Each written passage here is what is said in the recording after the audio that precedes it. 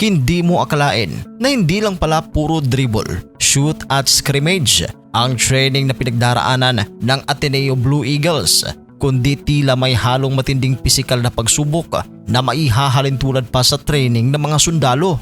Sa gitna ng trahedyang yumanig sa kupunan matapos ang pagpanaw ng rookie na si Rene Baterbonia, muling nabuksan ng usapin kung gaano kabigat at kalupit ang pinagdaanang preparasyon ng mga collegiate athletes. Gaano nga ba kabigat at kahirap ang training na ito?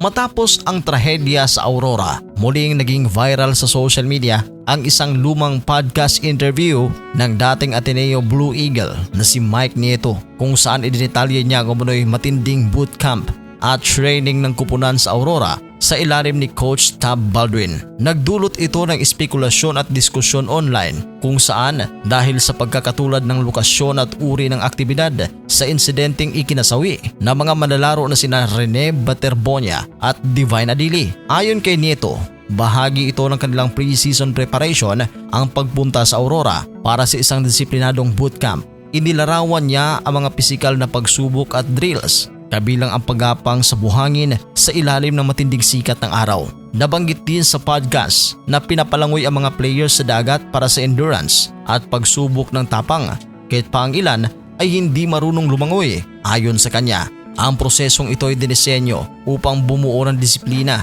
at ang tinatawag na Band of Brothers na kultura ng kupunan. Kaugnay nito, nagpahayag naman na matinding dalamhati at pagkadismaya ang ina ni Rene. Ayon sa kanya, hindi na sana niya papayagang umalis ang anak kung alam lamang niya ang uri ng training na pagdaraanan nito.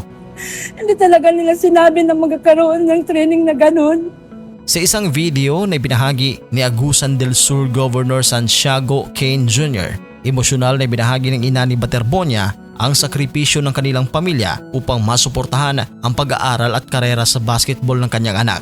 Ayon sa kanya, buong panahon niyang sinuportahan si Bobet sa pag-aaral at scholarship opportunities at minsan pa nilang inilipat ang kanilang tirahan sa Agusan patungong Talakugon upang maiwasan ang pagbaha at mabigyan siya ng mas magandang oportunidad.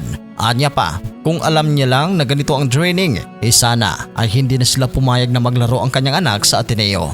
Pasapot lang po nila nga na anak, kumusugot, paalam, magkalisod nga din ako siya yadto dito. Nabatid na noong hapon ng Hunyo 8, 2026, nalunod sina Rene Baterbonia, 19 anyos, at Divine Adili, 21 anyos, habang nasa team building activity ang Ateneo Men's Basketball Team sa Dipakulaw, Aurora. Ayon sa ulat ng Police Regional Office 3, lumalangoy ang mga biktima kasama ang isa pang teammate nang mapunta sila sa mas malalim na bahagi ng dagat at tangayin na malakas na agos. Sinubukan pa silang i-rescue at isugod sa ospital, ngunit idiniklara itong patay.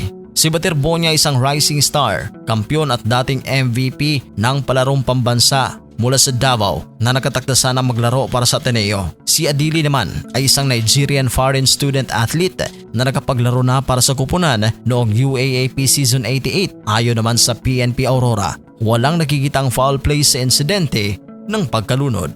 Anong reaksyon ninyo dito sa ating video? I-comment lang sa ibaba at huwag kalimutan na mag-subscribe sa ating channel.